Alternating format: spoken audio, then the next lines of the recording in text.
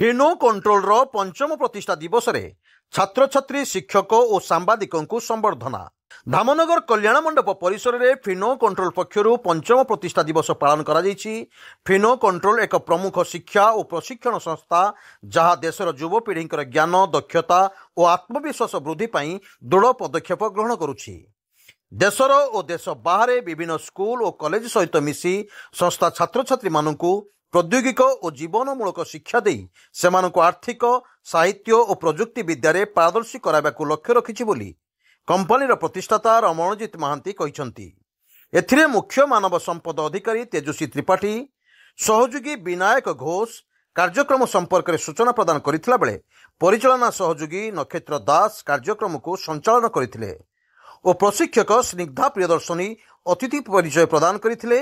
ଏହି ଅବସରରେ ଛାତ୍ରଛାତ୍ରୀମାନଙ୍କୁ ଟ୍ରଫି ଓ ମାନପତ୍ର ପ୍ରଦାନ କରାଯାଇଥିଲା।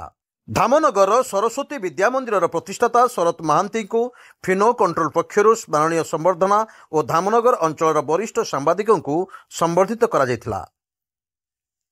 ଧାମନଗରରୁ ପ୍ରଦୀପ ମହାପାତ୍ରଙ୍କ ରିପୋର୍ଟ, ସ୍ୱତନ୍ତ୍ର ଓଡ଼ିଶା ଲାଇଭ୍।